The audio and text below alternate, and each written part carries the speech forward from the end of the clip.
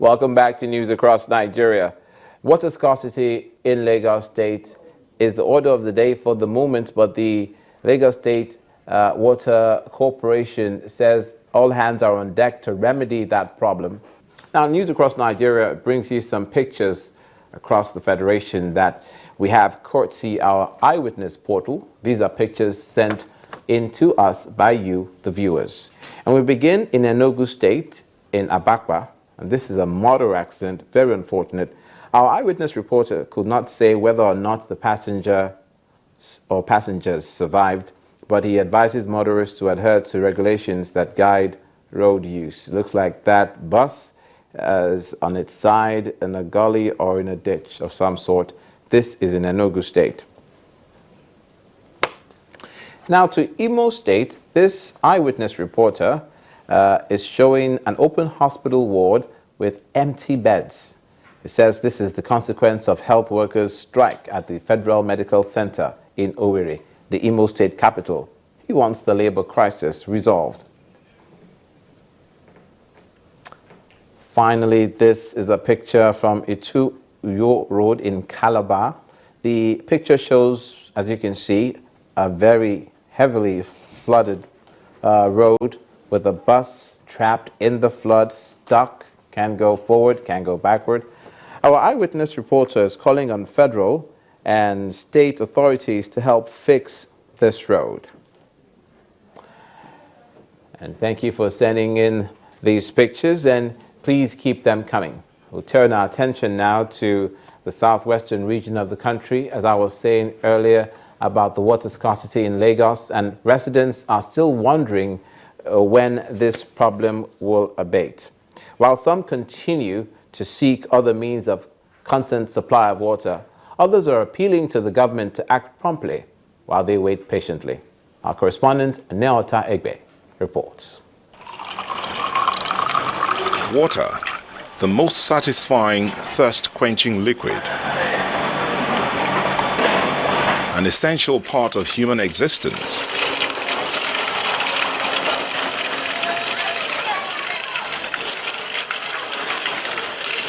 Not only does it form about 75% of the liquid content of the body, it's also used for practically every human activity. It comes in various packages, in its natural element, repacked or potable. There's joy when it's available, but its absence can be very uncomfortable. That's been the situation in Lagos for at least 3 weeks. It's one story in different tones around town. We've not had water quite a long time. For like 2 weeks or 3 weeks now, no water, you understand? So we are all living on, as in, Aboki selling pure water, selling all those their water and everything like that to us. That's what we are now living on now. We go to our neighbors, we bang on their gates, and it's quite embarrassing to us. This lamentation is not over. For while some wonder why there is no information, others have gone political. But I would have loved this, whereby the government is able to give us information, they're able to give us past information across to us, either by a editorial or a press conference, let us know whatever the situation is. I'm hurt more because I paid till December and I've not had water for about a month. So how do you convert the rate, my 2,400 that I pay you every month for the month of November?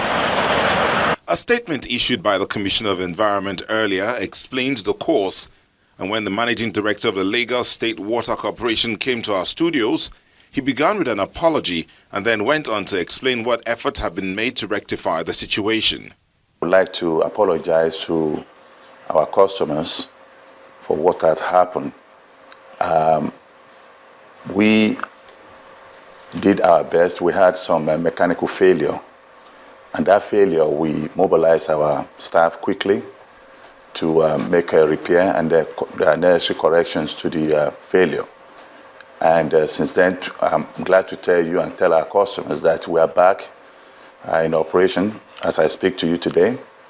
And the state have committed funds to repair some of those aging equipment. These words by the helmsman at the Water Corporation might be soothing to the ears, but water through the taps will definitely be more comforting. Neota Egbe, Channels Television News. To the south, over 13,498 kilograms of cannabis sativa, also known as Indian hemp, has been seized by the Edo State Command of the National Drug Law Enforcement Agency, NDLEA, within the state. The major breakthrough by the command also led to the arrest of 72 suspects allegedly involved in the illegal act of cultivation and trafficking of drugs. The Edo State NDLEA Commander, Wakawa Buba, who briefed journalists at the command headquarters in Benin City, the state capital, said the feat was achieved from September to November as part of the agency's intensified end-of-year drug-free campaign. State Command of the National Drug Law Enforcement Agency is confident that its end-of-year drug-free campaign is already yielding good fruits. The State Commander of the agency, Mr. Buba Wakawa, at this pre-parade briefing, speaks on the success of the command's recent strategies aimed at reducing the production, trafficking and consumption of unlawful drugs in the state. The National Drug Law Enforcement Agency, Edo State Command, re-strategized in order to play its statutory role in trying to reduce to the barest minimum the trafficking, supply, and consumption of drug and drug-related activities. Within the months, this month under review, that is September, October, and the middle of this November, the command seized a total of 13,498.61 kilograms of assorted drugs. Within the command's premises is a bountiful harvest of cannabis sativa, also known as Igbo, with arrested suspects, including this physically challenged woman, Patience Onisuru, arrested in Okada, Edo State, with 10 bags of Indian hemp. Since I've not been doing this business, but the way I look my condition, somebody broke the business to me, say I should go and supply also person. 115,000 for the place when I want to carry and go. The biggest of the breakthroughs was at Isioho in Benin City, the Edo State capital, where 386 bags of Indian hemp weighing 4,632 kilograms were discovered when officials of the NDLEA raided the warehouse used for the illegal business. Now in the morning when I want to go work, I don't open my bonnet, I want to pour water. So now this man driving. So I see driving now, made the port, and I see us for the shake the gate when I did. But you they sell or you know they sell? I know they sell, but taxi driver. Now our ship make me go enter that place. With these gains made by the NDLEA in Edo State in less than 3 months, the agency hopes to achieve more feats of ridding the state of illegal drugs with the assistance of the public as the year rolls on. We began the show in political fashion, focusing on the Kogi state elections, which is going to be underway in less than 24 hours. The Nigeria police is assuring residents of the state and indeed Nigerians as a whole that it's not toying with making sure security is adequately taken care of. There's a heavy presence of police personnel in Lokoja. We understand that 4,969 personnel of the mobile police force are involved in law enforcement duties. The Independent National Electoral Commission is also assuring residents of hitch-free and credible polls. We also have our correspondent Larry Lasisi, who I'll be speaking with just now to give us an update on what is happening the D-Day before the elections. Larry, can you tell us what's happening now? We're trying to establish contact with our correspondent in Kogi State, who'll be giving us an update on what's happening with the preparations for the elections. And it'll just be a situation where, as we go forward, the whole electorate, as well as the people who are taking care of making sure the elections are safe, will we'll make sure that everything goes according to plan. Now we have our correspondent, Larry Lasisi. Larry, go ahead and tell us what the state of preparedness is now, the day before the elections. Okay, well, Olumide, we're on ground here, and we can tell you that everything is still as it should be. No sense for concern right now. The town is peaceful. Arrangements are going on. We're actually outside the INEC office where a lot is going on. We can tell you observer groups have been coming in, a lot of registration. They're doing the accreditation, I mean. Journalists too have been coming in. They're doing the accreditation. The officials themselves are trying to get everything in place to make sure that this election is hitch-free.